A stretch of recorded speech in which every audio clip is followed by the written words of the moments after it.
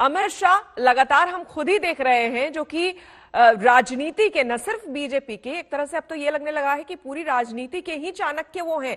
उनका दौरा जब इतना धुआंधार और पश्चिमी यूपी पर इतना जोर है, इसके मायने साफ समझ में आते हैं। किस तरह का कार्यक्रम आज? देखिए, निश्चित तौर पर बीजेपी बड़ी सभाएं नहीं कर पा रही है, लेकिन बीजेपी के बड़े नेता छोटी छोटी सभाएं जरूर कर रहे हैं। आज मुजफ्फरनगर में हैं। आप अगर अमित शाह के इस पूरे हालिया कार्यक्रम को देख लें, जाटों से मिलना, उनसे मुलाकात करना, उनसे बातचीत करना, उन्हें ऑफर करना, उसके बाद कैराना से शुरू होता है ये उनका ये सफर, मथुरा पहुंचता है और आज वो मुजफ्फरनगर में है। मुजफ्फरनगर में हम जहां मौजूद हैं, यहां पर सबसे पहले वो मतदाता संवाद के जरिए, वोटर संवाद के जरिए शुरुआत करेंगे और शहर में तकरीबन 4-5 जगहों पर जाएंगे। कई जगहों पर वोटरों के बीच डोर टू डोर कैंपेन, यानी दरवाजा खटखटाकर उन्हें अपने पर्चे बांटेंगे और उसके बाद एक कार्यकर्ता के घर खाना खाना है। दरअसल ये पूरा का पूरा जो मामला है, ये मैसेजिंग का मामला है, यानी कि बीजेपी बड़ी सभाएं नहीं कर पा रही है। प्रधानमंत्री अभी तक पश्चिमी उत्तर प्रदेश नहीं आ पाए हैं क्योंकि इलेक्शन कमीशन ने अभी सभाओं की इजाजत नहीं दी है। लेकिन जो बड़े नेता हैं, आप देख लें, आज अमित शाह इस इलाके में है तो जेपी नड्डा इटावा में है, जो कि अखिलेश यादव का गढ़ कहा जाता है, उनका घर कहा जाता है। निश्चित तौर पर सबसे ज्यादा जो बीजेपी की चिंता है वो जाट वोटों की चिंता है, क्योंकि उन्हें लगता है कि एक नाराजगी, एक सर्वव्यापी नाराजगी उनके भीतर फैली हुई है और उसे ही दूर करने की वो कोशिश कर रहे हैं। हालांकि ये वो इलाके रहे हैं जहां पर ध्रुवीकरण के बाद बीजेपी को सबसे ज्यादा फायदा मिला था और उसकी कोशिश भी आप देखिए पश्चिम में खूब सुनाई दे रही है। चाहे मुख्यमंत्री हो, जिन्होंने कल मुजफ्फरनगर के दंगों का जिक्र करते हुए सचिन और जो बच्चे मारे गए थे उनकी याद दिलाई और कहा कि उनके खून के छींटे हैं लाल टोपी पर।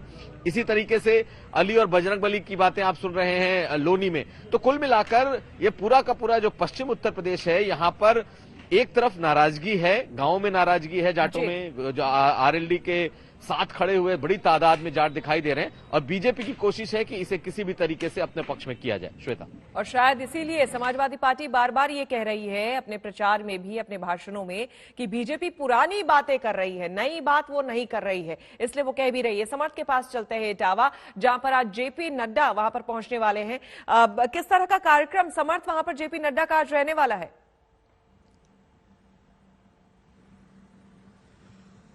देखिए, जेपी नड्डा के आज 3 दौरे हैं। शुरुआत बरेली, फिर इटावा और फिर औरैया। तो सबसे खास इटावा इसलिए बन जाता है क्योंकि इटावा समाजवादी पार्टी का गढ़ है, अखिलेश यादव का गढ़ है। यूं तो 3 विधानसभा सीटों में 2 भाजपा के पास है 17 इलेक्शन और 1 जसवंत नगर जो कि शिवपाल यादव के पास है। पर इस बार भी चीजें टफ होने वाली है दोनों ही पार्टीज के लिए। नड्डा के कार्यक्रम की अगर आप बात करेंगे तो 12:30 अराउंड वो इटावा पहुंचेंगे। इटावा क्लब में अपने कार्यकर्ताओं के साथ बैठक करेंगे, 2 उनकी मीटिंग्स लगी हैं, संबोधन करेंगे, कार्यकर्ताओं से वहां के बात करेंगे, इटावा के लोकल नेताओं से बीजेपी की बात करेंगे कि जिले में कैसे पार्टी को मजबूत करना है, क्योंकि खाली 17 के आंकड़ों के दम पर बीजेपी चुनाव में नहीं उतर रही है। उसको ग्राउंड लेवल पर पता है कि चीजें क्या है, क्योंकि वर्चस्व अभी भी समाजवादी पार्टी का इटावा में बरकरार है। पूरी जो बेल्ट है, इटावा, सैफई, मैनपुरी, ये सब एरियाज कहे जाते हैं मुलायम सिंह यादव के समय से एक तरह से उनकी कर्मभूमि रही है और उत्तर प्रदेश चुनाव में हमेशा इन जिलों ने समाजवादी पार्टी का साथ दिया है। इसके बाद JP Nadda door to door campaign भी करने वाले हैं, पर्चे बांटेंगे और लोगों के बीच में जाएंगे। इस कार्यक्रम के खत्म होने के 3-3:30 बजे के बाद वो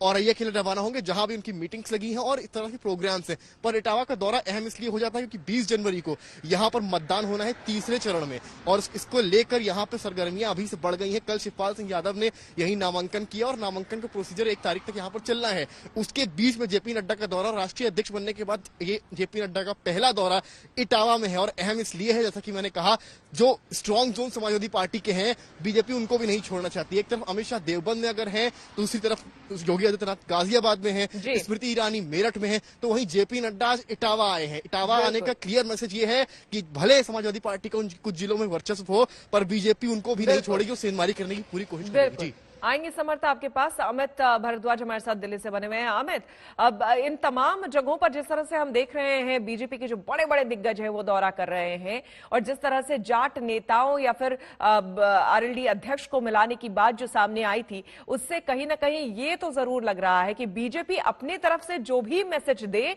लेकिन बीजेपी के अंदर इस बात को लेकर एहसास अच्छी तरह से है कि इस बार 2017 वाला मामला कम से कम नहीं है।